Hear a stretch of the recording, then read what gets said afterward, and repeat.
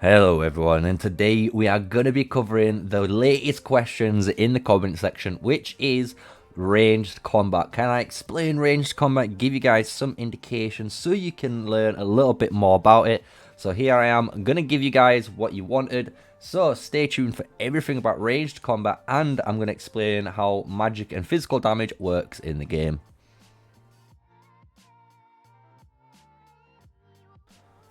Hello, so yes, we're going to be covering everything today that you're going to need to cover anything about ranged combat and how it works, because obviously it's a little bit different compared to other games that have basically touch-to-touch combat. Even in Rise of Kingdoms, it has the same concept.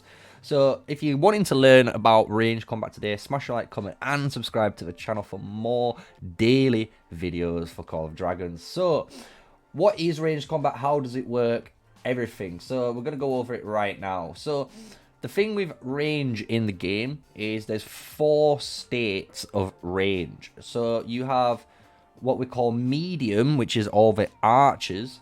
So anyone who's an archer has medium, and we're going to showcase this later. If you're a mage unit, mage units always have very far, and you're going to see this again later. And then if you are someone like, for example, a infantry unit, an infantry unit will have melee, right? So you can see this is melee in that area. But there's certain heroes, just like Alistair, for example, that states near. So the way near works, this is the smallest actual range in the game. I'm going to showcase this with our cavalry units today as well. So we'll summon and get him out ready. So we've got our Alistair with the ranged cavalry units from the Spring Wardens. Just note, if you are not the Spring Warden faction and you are going to be anyone else, so obviously if you are a League of Order or Wilderberg player, you're gonna have obviously melee version of your cavalry unit. So just remember that. That's the only distinction why Spring Wardens get a little bit of range and some of the heroes have near. So we're going to showcase that in a moment. And just to give you guys another little tip with the range side of things, certain heroes even that are classed as overall. So we look at someone like Eliana or Eliana. You do have a very far attack range on this, which means when she is paired up with any unit type, even if it's melee all the way up to mages, she has the capability of all ranges to hit this unit, you know. And you're gonna see as well in the later about the difference between magical and physical, so don't you worry. So now we're going to showcase the range differences right now. Nice and easy little segue into it. Really good way to show this for yourselves if you're wanting to learn it and try and get a muscle memory for it is actually the PvE artifacts. Because the PvE artifacts, especially for the marksman unit, is the exact same range as your unit. So if your unit can hit someone, your PvE bomb flinger skill can hit them as well. So this showcases this big circular radius is the attack range of your archers, meaning anyone within this circle now, I'm going to be able to attack. So if we look at someone now like the mage, you're going to see the mage has a bigger hitbox.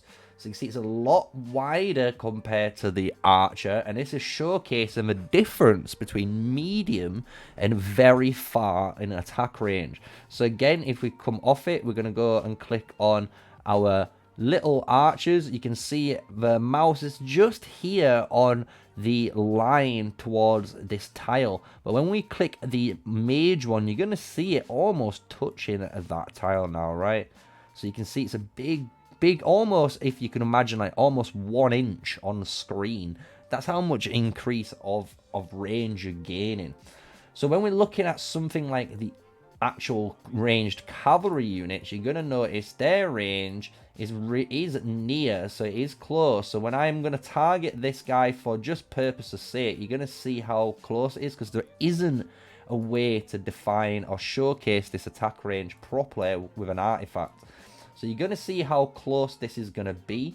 it's going to be around, in a moment, around this range. So where I'm at now is the near attack range. So if we walk out and then we walk close, I'm going to stop around where my mouse is now, and just like that, that's your near attack range, right? So if we just run away so we don't get killed, because we don't want to waste troops.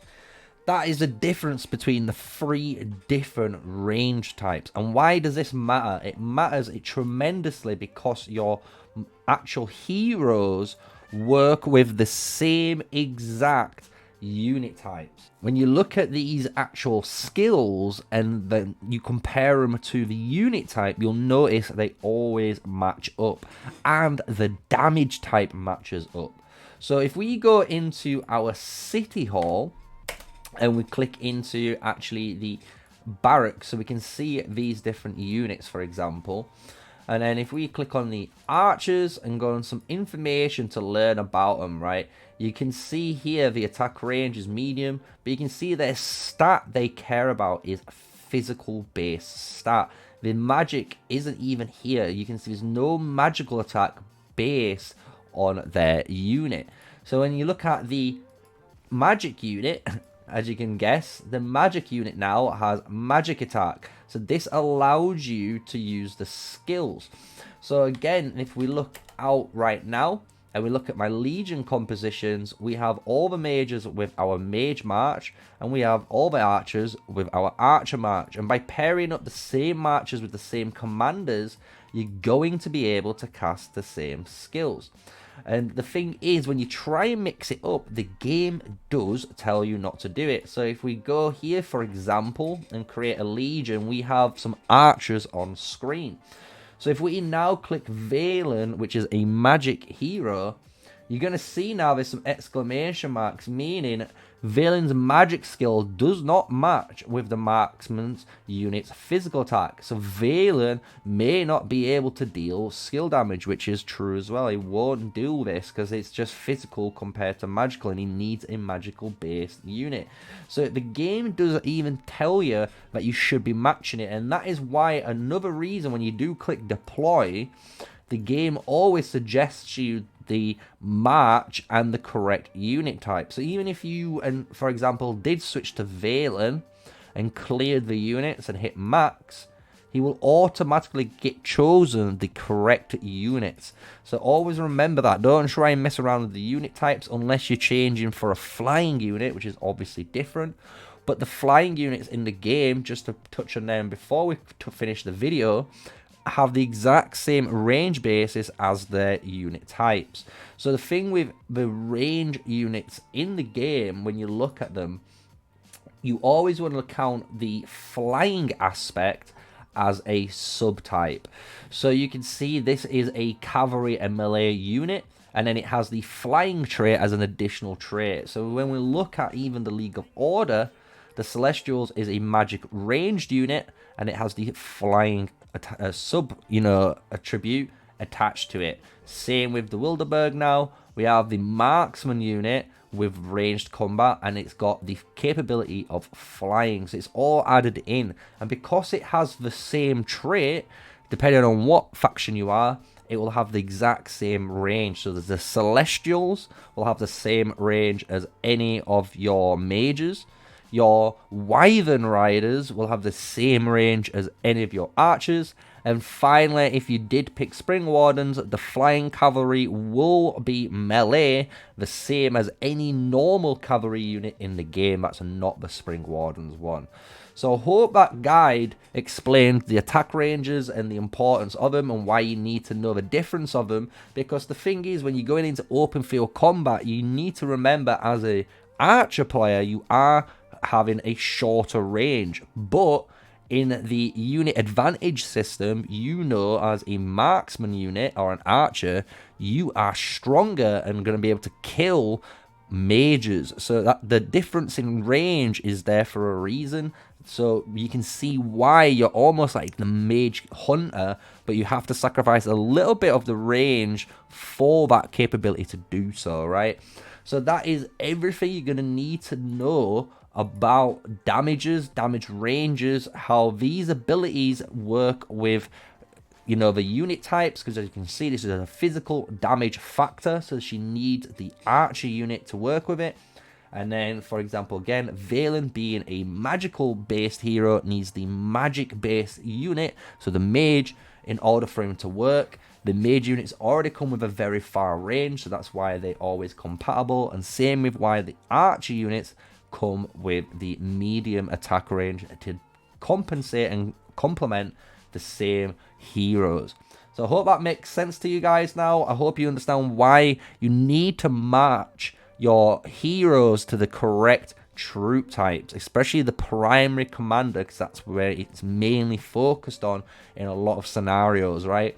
So if you've learned something today, I hope you have. Smash a like, comment, and subscribe to the video, guys. I am MrSneakyy, an official Call of Dragons content creator, here giving you guys multiple videos every day, here giving you the hero guides, behemoths, your talent trees, your events, open field, shoutcasting, you name it, and hopefully in the future, way more often, live streaming, which I know you guys do enjoy when I do live stream, so thank you for the guys that do turn up when I do it. I know I don't do it often enough, and I'm working on that, but on that bombshell, guys, I hope you enjoyed the video, and I'm going to leave it right there. So, until the next one, stay safe, stay sneaky, and peace out.